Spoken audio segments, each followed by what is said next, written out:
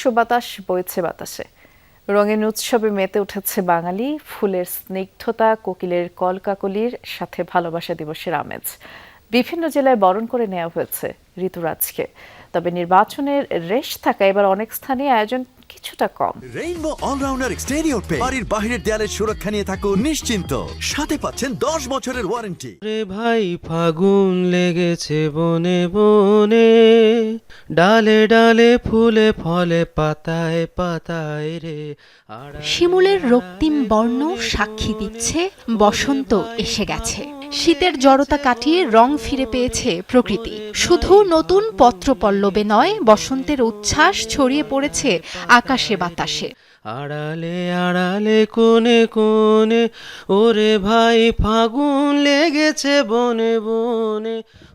ঋতুরাজ বসন্ত বরণে সুনামগঞ্জের তাহিরপুরে আয়োজনের কমতি নেই। ভোরের আলো ফুটতেই জয়নাল আবেদীন শিমুল বাগানে ভিড় করতে শুরু করে তরুণীরা। ভালোবাসা দিবস আর বসন্ত আজ মিলেমিশে একাকার।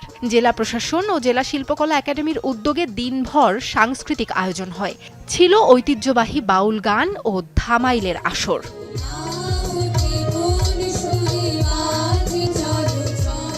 শিমুল বাগান একে তো অনেক সুন্দর, এর মধ্যে আজকে পহেলা ফাল্গুন, বসন্ত আরো অনেক সুন্দর লাগতেছে। আমি মূলত ঘুরতে আসছি আর ছবি তোলার জন্য, আর বসন্ত উৎসব দেখতে আসছি। নানাবিধ আঙ্গিকের শিল্পের উপাদান নিয়ে আমাদের সারাদিন অনুষ্ঠান সৃজিত হয়েছে। আমাদের রাজনীতিতে, অর্থনীতিতে, সামাজিক জীবনে সব জায়গায় যেন বসন্তের সুবাস বয়, এটাই আমার প্রত্যাশা।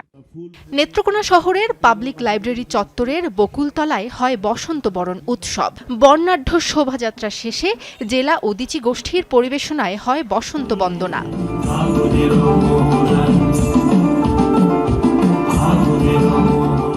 এছাড়া শিশুদের চিত্রাঙ্কন, স্বরচিত কবিতা, ছড়া ও গল্প পাঠ সহ ছিল নানা আয়োজন। এ ধরনের আয়োজন বড় পরিসরে করার দাবি অংশগ্রহণকারীদের।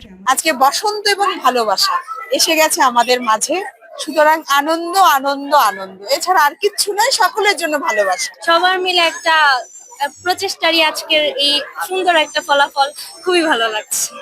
মাদারীপুর শহরের শকুনি লেকপাড়ের স্বাধীনতা অঙ্গনে ফাল্গুন উৎসবের আয়োজন হয়। উদ্ভাস আবৃত্তি সংগঠন এ আয়োজন করে। নাচ, গান, কবিতা আবৃত্তির মধ্য দিয়ে বসন্তকে বরণ করে নেন বিনোদন প্রেমীরা।